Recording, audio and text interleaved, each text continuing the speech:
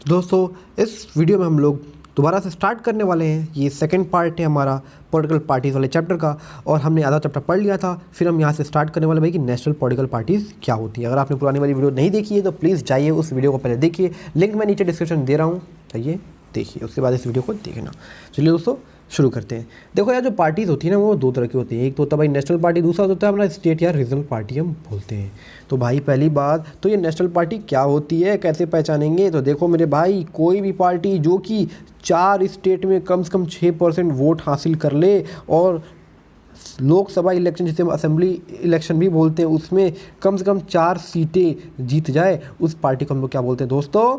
उस पार्टी को बोलते हैं नेशनल पॉलिटिकल पार्टी। और ये जो पार्टी थी बहुत बड़ी होती हैं, ठीक है ना। तो जो हमारा जो कमीशन है ना वो क्या करता है, सभी पार्टी को इक्वल ट्रीट करता है, लेकिन ये जो है कुछ स्पेशल ऑफर, कुछ स्पेशल फैसिलिटीज़ देता है बड़ी और इस्टेब्लिश्ड पार्टीज़ को। जैसे उनको यूनिक सिंबल देता है जो कि उनके रिप्रेजेंटेटिव, ऑफिशियल रिप्रेजेंटेटिव कैंडिडेट जो है यूज़ करते हैं। हम बात करते हैं कि भाई कुछ इंडिया में बड़ी बड़ी जो नेशनल पार्टीज़ हैं वो कौन कौन सी हैं। तो देखो, इंडियन नेशनल कांग्रेस है, बहुजन समाज पार्टी है जिसे हम बीएसपी बोलते हैं, भारतीय जनता पार्टी है, कम्युनिज्म पार्टी है, communist party of India, Marxist है, ठीक है ना। ये सभी पार्टी के बारे में हम ये पढ़ने वाले हैं। चलिए दोस्तों देखते हैं। देखिए बहुत ज़्यादा डिटेल में नहीं जानना, हमें इतना जानना है कि भाई हम कुछ लिख सकें, ठीक। इन्होंने देखो भाई जवाहरलाल नेहरू जी के नेतृत्व में जो है modern secular democratic Republican India का एक तरीके से लीडरशिप किया था। देखो मैं आपको बता दूं दोस्तों कि जो इंडियन नेशनल कांग्रेस है ये दुनिया की सबसे पुरानी पार्टी है जो कि 1885 में बनी थी। इससे हम कांग्रेस पार्टी भी बोलते हैं, पॉपुलरली इसे कांग्रेस पार्टी बोला जाता है। ये ना लेफ्टिस्ट है ना राइटिस्ट है। देखो लेफ्टिस्ट और राइटिस्ट का जो है अपने अपने विचार होते हैं। लेफ्टिस्ट कहता है भाई मुझे आज़ादी चाहिए, मुझे इक्वल ट्रीटमेंट चाहिए। राइटिस्ट होता है वो कहता है भाई नहीं नहीं, मुझे जो है हायरार्की चाहिए, जो समाज में हायरार्की बना हुआ अपना ट्रेडिशन चाहिए, मुझे पुराने ज़माने वाली चीज़ें चाहिए। तो ये चीज़ें बटी हुई हैं, ठीक। लेकिन ये जो पार्टी है सेंट्रिस्ट है, लेफ्टिस्ट राइटिस्ट, ये क्या है? सेंट्रिस्ट है। ये जो है सेक्युलरिज्म यानी कि भाई सभी धर्म को अपना बराबर रहने का, मतलब सब कुछ अपनी चीज़ों को फॉलो करने का आज़ादी है। लेकिन कई सारे देशों में ये सेक्युलरिज्म चीज़ नहीं है, ये इंडिया में है। लेकिन अगर हम देखें पाकिस्तान में, तो पाकिस्तान में ये चीज़ शायद है ही नहीं, ठीक है ना। पाकिस्तान जो है वो मुस्लिम कंट्री है। और हम बात करें ये जो इंडियन नेशनल कांग्रेस है जिसे हम कांग्रेस पार्टी बोलते हैं, ये जो वीकर सेक्शन और माइनॉरिटीज़ की वेलफेयर के लिए काम करना चाहती है, उनको सपोर्ट करती है। वेलफेयर मतलब क्या भाई? कल्याण करना, ठीक। ओके, अब हम बात करते हैं दोस्तों भारतीय जनता पार्टी। देखो दोस्तों, जो भारतीय जनता पार्टी है ना ये 1980 में बना था। अब कैसे बना था? तो देखो, जो पुराना एक पार्टी था भारतीय जनसंघ, इसी को दोबारा रिवाइव किया गया। अर्स्टवाइल मतलब क्या होता है? इसका मतलब होता है पुराना, भूतपूर्व। पुराना जो पार्टी था उसी को रिवाइव करके भारतीय जनता पार्टी बनाया गया 1980s में, ठीक। अच्छा, ये जो पार्टी है दोस्तों ये चाहती थी भाई एक मॉडर्न इंडिया बनाया जाए, कि स्ट्रॉन्ग इंडिया बनाया जाए। अब इसको कैसे बनाए? तो इसका उन्होंने इंस्पिरेशन कहाँ से लाया? इसका उन्होंने इंस्पिरेशन लाया इंडिया के कल्चर से, एंशियंट कल्चर से, वैल्यूज़ से। और ये 1998 में पावर में आए थे। कब आए थे? 1998 में, as a leader of National Democratic Alliance. कैसे वो पावर में है? तो भाई अलायंस बना के, एनडीए अलायंस बनाया था, एनडीए की सरकार बनी थी। अब देखो इसमें जो कई सारे स्टेट और रीजनल पार्टीज जो थी वो मिली हुई थी, उन्होंने अलायंस बनाया तभी तो जीत पाए, ठीक। अच्छा, अब हम बात करते हैं दोस्तों बहुजन समाज पार्टी। देखो यार, ये जो बहुजन समाज पार्टी है ना ये 1984 में बना था। अब कैसे बना था? तो कांशी राम की लीडरशिप में बनाया गया था ये पार्टी। और दोस्तों ये जो पार्टी है यह करता है, ये रिप्रेजेंट करता है दलित्स को, आदिवासीज़ को, ओबीसीज़ को और भी माइनॉरिटी रिलीजन्स को रिप्रेजेंट करता है। उनके लिए काम करता है, वर्क करता है, उनको सिक्योर करना चाहता है, उनके लिए पावर सिक्योर करता है ये पार्टी। ये उनके इंटरेस्ट के, उनके वेलफेयर को लिए काम करता है, ठीक है। ये चीज़ आप ध्यान रखना, उनके वेलफेयर के लिए, उनके कल्याण के लिए काम करते हैं। किसके? ऑप्रेस्ड लोगों के लिए, दलित्स के लिए, ओबीसीज़ के लिए, आदिवासीज़ के लिए और भी माइनॉरिटी रिलीजन्स के लिए। अब अगर हम बात करते हैं दोस्तों, देखिए बहुत ज़्यादा पढ़ने की ज़रूरत नहीं है, इतना ही पढ़ो जितना काम आए, ठीक। ओके, अगर हम बात करते हैं दोस्तों communist party of India, Marxist, CPIM, ये जो दोस्तों 1864 में फॉर्म हुआ था, ठीक। ये मार्क्सिज्म लेनिज्म में बिलीव रखते थे। ये जो है सेक्युलरिज्म, आप जानते हो सेक्युलरिज्म क्या होता है भाई? सभी धर्म को अपना अपना जो भी है आज़ादी है, ठीक है ना। मुसलमान जो चाहे वो कर सकता है, हिंदू जो चाहे वो कर सकता है, सिख जो चाहे वो कर सकता है, ठीक है ना। क्रिश्चियन जो चाहे वो कर सकता है, उसको आज़ादी है। यह देश सेक्युलर है, सबको आज़ादी है। और देखो दोस्तों, ये जो डेमोक्रेसी को भी प्रमोट करता है, मतलब सपोर्ट करता है। और ये इम्पीरियलिज्म, मतलब भाई साम्राज्यवाद, पहले था ना साम्राज्यवाद, ये पूरा ये राज्य है तो ये राज्य कहलाएगा, ये राज्य कराएगा, तो ये साम्राज्यवाद था, इसको हटाना ये लोग अपोज करते हैं। कम्युनलिज्म को भी अपोज करते हैं। कम्युनिज्म क्या होता है दोस्तों, कि कुछ ग्रुप ऑफ लोग होते हैं या फिर सोसाइटी बोल लो, कम्युनिटी बोल लो, जो कि अपने इंटरेस्ट के लिए सभी चीज़ों को करते हैं, सभी चीज़ों को अपने इंटरेस्ट के अकॉर्डिंग करते हैं। उनका जो मन करे भाई वही कहेंगे, मतलब अपने अकॉर्डिंग जो उनके फ़ायदे की चीज़ें वही कर रहे हैं, तो इसे क्या बोलते हैं, कम्युनलिज्म। ठीक, इसके बारे में हम डिटेल में भी पढ़ेंगे आगे कभी। ठीक, अच्छा, और दोस्तों ये जो है डेमोक्रेटिक इलेक्शंस को एक्सेप्ट करते हैं और कहते हैं भाई कि इससे जो है सोशल इकोनॉमिक जस्टिस होगा इंडिया में। ठीक, अच्छा, अब हम आगे बात करते हैं।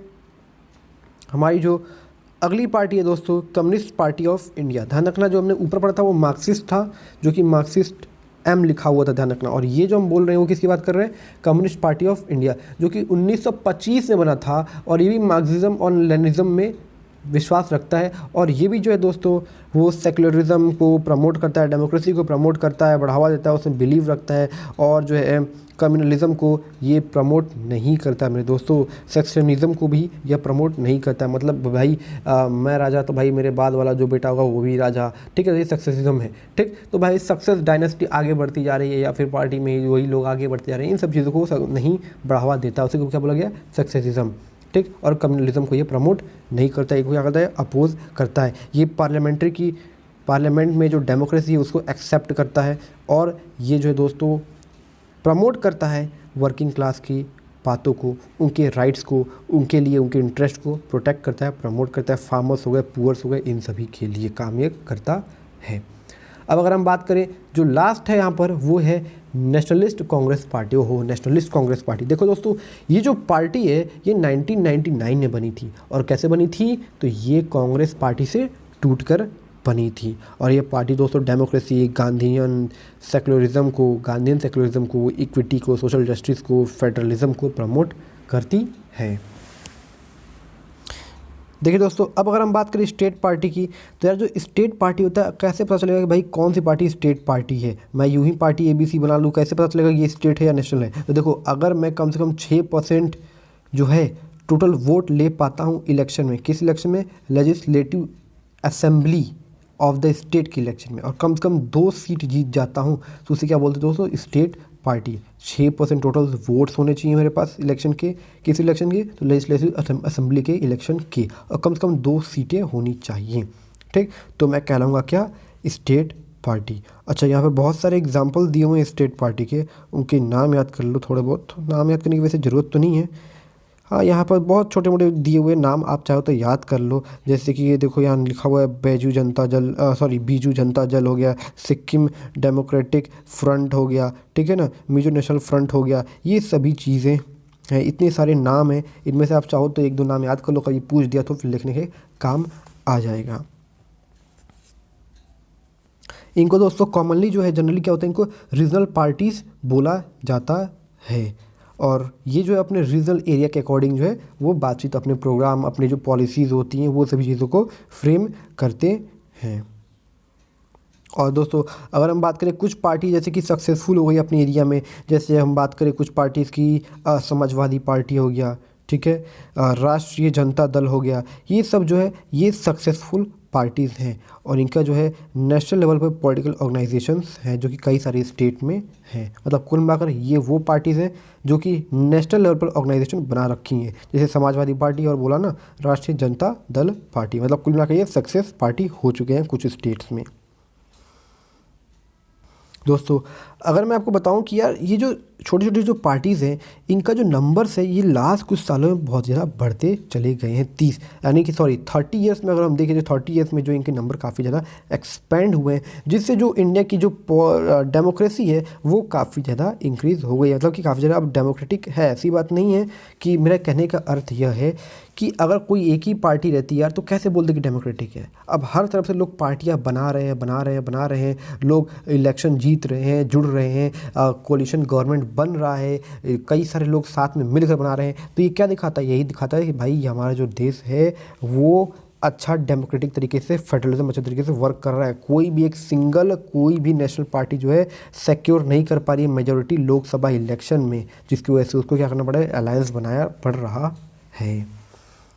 अब हम बात करते हैं आखिर में चैलेंजेस क्या क्या है। देखिए यहाँ पर बहुत सारे पार्टीज़ के नाम दे रखे हैं, राष्ट्रीय लोक दल, समाजवादी पार्टी, ये सब नाम दे रखे हैं, ठीक। अब हम बात करें दोस्तों चैलेंजेस क्या क्या होते हैं पॉलिटिकल पार्टीज़ के लिए। तो देखो यार, जो पहला चैलेंज है वो ये है लैक ऑफ इंटरनल डेमोक्रेसी।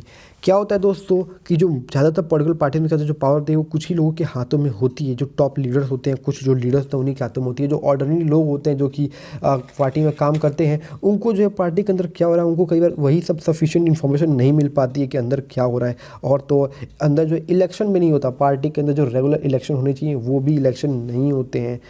क्यों? क्योंकि जो लीडर होते हैं ना वो भाई उनकी जो पर्सनल लॉयल्टी ज़्यादा होती है देन द पार्टी के जो भी लॉज हैं, प्रिंसिपल्स हैं, पॉलिसीज़ हैं, उनसे ज़्यादा होती है इनकी पर्सनल लॉयल्टी, ठीक है। पार्टी लॉयल्टी मैटर इनके लिए कम करता है, इसलिए अपने पर्सनल पर ज़्यादा ध्यान देते हैं, ठीक। इसी वजह से पॉलिटिकल पार्टी जो है इस प्रॉब्लम को फेस कर रही है, इंटरनल डेमोक्रेसी कम है। अब हम दूसरे पॉइंट की अगर हम बात करें, जो सेकंड चैलेंज है वो ये है दोस्तों, डायनेस्टिक सक्सेशन। ध्यान रखना, डायनेस्टिक सक्सेशन। जो टॉप पोजीशंस होते हैं पॉलिटिकल पार्टीज़ में वो जनरली क्या करते हैं दोस्तों, वो एक ही फैमिली के मेंबर के द्वारा कंट्रोल किया जाता है। अगर आप देखो तो यार एक ही फैमिली के मेंबर एक पार्टी को कंट्रोल कर रहे हैं पूरी तरीके से, एक ही फैमिली पूरी पार्टी को चला रही है, पूरी पार्टी उन्हीं के कंट्रोल में है। तो जो अदर लीडर्स हैं यार उनको तो मौका ही नहीं मिल रहा है, ठीक है। ये तो गलत काम हो रहा है ना। ऊपर से क्या होता है कि वो अपने ही फैमिली के लोगों को प्रमोट करते हैं, उनको कुछ नहीं आता है तो भी उनको प्रमोट करते हैं, उनको बैठा देते हैं किसी मंत्री के पोजीशन पर जब उनको कुछ भी नहीं आता है, ठीक। कभी उन्होंने कुछ देखा भी नहीं पार्टी कैसे फॉर्म होती है। ये डेमोक्रेसी के लिए बहुत ही बेकार है। और तो और दोस्तों यहाँ पर जो है बड़े बड़े पावर पोजीशन पर उनको बैठा दिया जाता है, उनके हाथ में पावर दे दी जाती है। हाँ, हालांकि ये चीज़ जो है दोस्तों पूरे वर्ल्ड में ही देखा गया है कि ऐसे लोग करते हैं। तो ये था दूसरी चीज़, डायनेस्टिक सक्सेशन, अपने घर के लोगों को बढ़ावा देना। अब दोस्तों हम तीसरी की बात करते हैं। जो तीसरा पॉइंट है वो ये है मनी एंड मसल्स पावर। क्या होता है दोस्तों कि जो पार्टीज़ हैं वो कई बार क्या करती हैं, इलेक्शन के लिए उन्हें पैसे की ज़रूरत होती है इलेक्शन जीतने के लिए, तो वो शॉर्टकट्स का कुछ यूज़ करती हैं। जैसे कि मैं आपको कुछ शॉर्टकट बताता हूँ जो कि आपकी किताब में यहीं पर दिया हुआ है, ठीक है ना, यहीं पर दिया हुआ है, यही सब चीज़ें बता रखी हैं। वो क्या करते हैं कि वो नॉमिनेट करते हैं ऐसे कैंडिडेट्स को जो कि बहुत ज़्यादा पैसा इकट्ठा कर सकते हो, या फिर उनकी फंडिंग कौन करता है, अमीर लोग करते हैं उनकी फंडिंग, ताकि वो लोग इलेक्शन जीत जाए। क्योंकि इलेक्शन जीतने के लिए क्या चाहिए होता है, पैसा चाहिए होता है। पैसे से हम बहुत ज़्यादा कैंपेन करेंगे जिससे हम इलेक्शन जीत जाएंगे। तो इलेक्शन जो अमीर आदमी पैसा देता है इलेक्शन जीतने के लिए, तो फिर जब वो इलेक्शन जीत जाते हैं तो ये जो अमीर आदमी होते हैं, रिच पीपल्स होते हैं, वो सभी तरह के गवर्नमेंट की पॉलिसीज़ को, डिसीजंस को इन्फ्लुएंस करते हैं। क्योंकि भाई पैसा दिया है तो भाई अदा तो करना पड़ेगा ना, पैसे का जो भाई बराबर हिसाब तो करना पड़ेगा ना, पैसा दिया तो कुछ ना कुछ तो फ़ायदा लेगा नहीं, तो इसलिए पॉलिसीज़ को, डिसीजंस को इन्फ्लुएंस करता है, ठीक। ये था एक पहला शॉर्टकट। दूसरा भी ये भी है कि कई बार क्या होता है वो क्रिमिनल्स को ही अपने इलेक्शन में जिताने की कोई मतलब ले आते हैं कॉन्टेस्ट में, उसी को जो कैंडिडेट बना देते हैं ताकि वो जीत जाए, ठीक है। अच्छा दोस्तों, अब जो है दोस्तों फोर्थ जो प्रॉब्लम है, फोर्थ जो चैलेंज है ये पॉलिटिकल पार्टी के सामने, वो है meaningful choice. Meaningful choice to the voters को दोस्तों मीनिंगफुल चॉइस ही नहीं मिल रहा है, वो अच्छा ऑफर ही नहीं दे रहे हैं। पार्टीज़ जो हैं उनको थोड़ा अलग होना होगा, सब मिलता जुलता मामला लेकर बैठे हुए हैं, तो कुछ खास लोगों को ऑप्शन नहीं मिल रहा है कि लोग किसको चूज़ करें। सब तो एक ही थाली के लगते हैं यार लोगों को। तो अब हम दोस्तों आगे बढ़ते हैं। बस इतना ही चीज़ें थी, आपको 2-4 लाइनें देखिए, इसको आपको ध्यान में रख लेनी है। 4 लाइनें आपको यहीं से याद कर लेनी है बस, ठीक है ना। इतनी याद कर लेना कि भाई लिख लो अगर आ जाए तो, ठीक है। ज़्यादा नहीं करना, यहाँ तक अगर आप चाहो तो यहाँ तक कर लेना। रुक जाओ 1 सेकंड में बताता हूँ। सॉरी, ये वर्ल्ड तक, ठीक है ना, ये वर्ल्ड तक, ठीक। अच्छा, यहाँ से लेकर यहाँ तक कर लेना। अब हम दोस्तों आगे बढ़ते हैं। दोस्तों हम देखते हैं कि कैसे पार्टीज़ को जो है रिफ़ॉर्म किया जा सकता है। देखिए दोस्तों, रिफ़ॉर्म मतलब बदलाव, चेंजेस किए जा सकते हैं। मैं आपको बता दूं कि यहाँ पर करीब 3 पॉइंट ऐसे दिए हुए हैं। यहाँ दिए तो बहुत सारे पॉइंट हैं आपके बुक में, लेकिन यहाँ पर 3 ऐसे पॉइंट दिए हुए हैं जिन पे रिफ़ॉर्म हो चुका है, ठीक है। कुछ रीसेंट सजेशन से जिनके ऊपर काम हो चुके हैं, रिफॉर्म्स हो चुके हैं। जैसे मैं आपको पहला बता देता हूँ, एंटी डिफेक्शन लॉ। देखिए डिफेक्शन यहाँ पर लिखा हुआ है। ये डिफेक्शन मतलब होता क्या है? देखिए, जब कोई पार्टी जीत जाती है, ठीक है ना, उसके जो एमपी एमएलएज होते हैं वो क्या करते हैं, मंत्री बनने के लिए, मिनिस्टर बनने के लिए, या फिर पैसे की वजह से कि भाई पैसा मिल जाएगा, सामने वाली जो दूसरी अपोजिशन पार्टी होती है वो पैसे देकर इनको अपने तरफ लाने की कोशिश करती है, जिसकी वजह से ये लोग क्या करते हैं, पार्टी बदल देते हैं। तो ऐसा कानून बन चुका है कि अब जो है कोई पार्टी डिफेक्शन नहीं कर सकता, यानी कि वो जो है पार्टी चेंज नहीं कर सकता। देखो, changing party allegiance from the party on which a person got elected to different party, जिस पार्टी से वो इलेक्ट होकर एमपी एमएलए बना था वो उस पार्टी को छोड़ रहा है, तो ऐसा कानून बनेगा कि आप नहीं छोड़ेंगे, अगर छोड़ेंगे तो आपकी सीट चली जाएगी। ठीक है, ओके दोस्तों, तो ये था हमारा क्या, एंटी डिफेक्शन लॉ। ये पहला चीज़ था, ये पहला रिफॉर्म था। ठीक, अब हम दूसरे रिफॉर्म की बात करते हैं। देखो दोस्तों, जो दूसरा रिफॉर्म है वो ये कहता है कि भाई आपको जो एक एफिडेविट देना पड़ेगा। अब ये एफिडेविट किस बात का, ये बताता हूँ एफिडेविट क्या होती है। देखो दोस्तों, जो दूसरा पॉइंट है हमारा, उसमें बोला गया है कि हमें प्रॉपर्टी क्या है, कितनी है हमारी, और हमारे क्रिमिनल केसेस क्या है, इन सभी चीज़ों की डिटेल भी हमें प्रोवाइड करानी होगी। तो ये कैसा होता है दोस्तों, देखिए ये मैंडेटरी है हर कैंडिडेट के लिए जो कि कॉन्टेस्ट कर रहा है, इलेक्शन में भाग ले रहा है, कि वो जो है एक एफिडेविट दे। एफिडेविट का मतलब होता है कि भाई खुद से तुम साइन करके खुद ही से बता रहे हो कि मेरे पास इतनी इतनी इतनी प्रॉपर्टी है, मेरे पास ये क्रिमिनल केसेस पेंडिंग पड़े हुए हैं, उसे हम बोलते हैं एफिडेविट। ठीक है, यहाँ पर देखो सॉरी, ये रहा आपका एफिडेविट लिखा हुआ है। क्या होता है, sign document submitted to an officer where a person make a sworn statement regarding her personal information, के द्वारा आप जो भी आपकी पर्सनल इन्फॉर्मेशन है उसके लिए आप एक मतलब स्टेटमेंट आता है, भाई मेरे पास इतनी प्रॉपर्टी है, मेरे पास ये है, मेरे ऊपर ये केसेस चल रहे हैं, और आप साइन करके देते हो, मतलब खुद ही आप बताते हो भाई मेरे ऊपर क्या क्या चल रहा है। ठीक, तो दूसरा पॉइंट है क्या, details of property and criminal cases. अब हम तीसरे पॉइंट की बात करते हैं। देखो दोस्तों, जो तीसरा पॉइंट है वो ये है कि जितने भी जो इलेक्शन कमीशन है उसने एक ऑर्डर पास किया, जिसके अंतर्गत क्या था कि ये नेसेसरी हो गया सभी पॉलिटिकल पार्टीज़ के लिए कि वो जो है अपनी इनकम टैक्स रिटर्न को फाइल करें। हालांकि दोस्तों ये सिर्फ फॉर्मेलिटी के नाम पर ही होता है। और दोस्तों, और भी कुछ सजेशंस, अगर आपसे बोलता है कि आप कुछ सजेस्ट करिए एग्ज़ाम में, अगर ये पॉइंट आता है भाई खुद से आप कुछ सजेशंस लिखिए, तो आप क्या लिखोगे? अच्छा, मैक्सिमम कितने मार्क्स के क्वेश्चन आ सकते हैं? अरे बहुत आएगा, ज़्यादा आएगा तो 5 मार्क्स है, उसके ऊपर तो आ नहीं सकता ये। तो आप 5 मार्क्स में तो कभी आएगा नहीं, मेरे ख्याल से कभी नहीं आने वाला। बहुत आएगा तो ये 3 मार्क्स आएगा, उससे ज़्यादा नहीं आएगा। तो देखो मैं आपको कुछ पॉइंट्स बता देता हूँ कि आप क्या लिखोगे। जैसे आप लिखोगे कि जो लॉ है उसे should made to regulate the internal affairs of the political party के जो इंटर अफेयर्स है उसको रेगुलेट करने के लिए भी कानून बनाना चाहिए। यहाँ पर कानून बनाना चाहिए regarding the democracy inside the party. ठीक है, यहाँ पर कंपलसरी कर देना चाहिए पॉलिटिकल पार्टीज़ के लिए कि वो जो है क्या करें, मेंटेन करें रजिस्टर अपने मेंबर्स का। ठीक है, ओके, कंटिन्यू रेगुलर जो है पार्टी के अंदर इलेक्शंस होते रहे ताकि लोग जो है उसमें आगे बढ़ते रहे, ऐसा ना हो कि एक खानदान ही आगे बढ़ रहा हो। ठीक, और आपको बोलेगा कि आप अपनी तरफ से बताइए, तो मैं बता रहा हूँ, आपकी किताब में भी दिया, आप उन सबको भी लिख सकते हो। ठीक, आगे क्या लिख सकते हो, आप लिखोगे भाई कि पॉलिटिकल पार्टीज को मैंडेटरी करना चाहिए कि वो जो कुछ मिनिमम नंबर ऑफ टिकट जो है वो दे देंगे वुमेंस को, या फिर माइनॉरिटीज़ को, या फिर जो है बैकवर्ड एरिया के लोगों को। ठीक, इन सभी चीज़ों को आप लिख सकते हो। Schedule caste, schedule tribes, OBC, इनके लिए आप रिजर्व इतने टिकट्स दे सकते हो। ये चीज़ आपको रिजर्व कर देनी चाहिए, पॉलिटिकल पार्टी को ऐसा करना चाहिए। ये रिफॉर्म्स मैं बता रहा हूँ जो कि आप लिख सकते हो, ये सब आपकी किताब के ही दिए हुए हैं। और दोस्तों, यहाँ पर गवर्नमेंट को जो है पैसे देने चाहिए ताकि वो लोग अपने एक्सपेंसेस को, खर्चों को जो है मैनेज कर सके, इलेक्शन के खर्चों को। और भी बहुत सारी चीज़ें हैं, जैसे कई बार क्या होता है पॉलिटिकल पार्टीज़ भी कुछ रिफॉर्म्स लाना चाहती है, जैसे वो खुद भी ऑफ़र करती है भाई कि पब्लिक आए हमारे साथ जुड़े, जिससे जो डेमोक्रेसी की क्वालिटी है वो भी इम्प्रूव हो सके। वो कैसे होगा, क्योंकि लोग आकर हमसे जुड़ेंगे तो पब्लिक पार्टिसिपेशन बढ़ेगा, अवेयरनेस बढ़ेगी। दोस्तों ये थे हमारे कुछ पॉइंट, और भी चीज़ें हैं यहाँ पर, मतलब ये दोस्तों कि ये कुछ अच्छे प्रैक्टिस हैं, पॉलिटिकल पार्टीज़ के प्रैक्टिस है। जैसे कई बार क्या होता है दोस्तों कि एक मिनट, सॉरी, हाँ, कि पीपल जो लोग हैं यार वो भी कई बार प्रेशराइज करते हैं अपने पार्टीज़ को, पॉलिटिकल पार्टीज़ को, कई सारे द्वारा, जैसे पेटिशन के द्वारा हो गया, प्रोटेस्ट के द्वारा हो गया।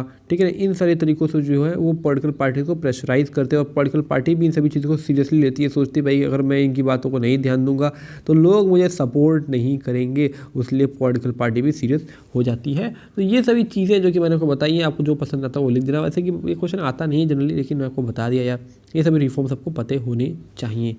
तो ये सभी चीज़ें थी दोस्तों, मिलेंगे हम अगली वीडियो में। हालांकि जो मैंने लास्ट वाला बताया वो एक पॉइंट था यार कि मतलब अगर पॉलिटिकल पार्टी भाई अच्छा नहीं है तो उसको अच्छे रास्ते पर कैसे लाए, लास्ट वाला पॉइंट था, ठीक है। इसके पहले जितने भी पॉइंट थे वो सब रिफॉर्म्स वाले ही थे, हालांकि ये भी रिफॉर्म में आएगा लेकिन ये उतना फिट नहीं बैठ रहा है, ठीक है दोस्तों। तो मिलेंगे हम अगली वीडियो में, अभी के लिए इतना ही। बहुत बहुत धन्यवाद यहाँ तक पूरा वीडियो देखने के लिए यार। प्लीज़ इस वीडियो को लाइक करना, शेयर करना, कमेंट करना, आपके कमेंट में पढ़ता हूँ यार। अगर नए हो चैनल में तो प्लीज़ सब्सक्राइब करना, क्योंकि ऐसी हेल्पफुल वीडियोज़ आपके लिए आती रहेंगी। बहुत बहुत धन्यवाद।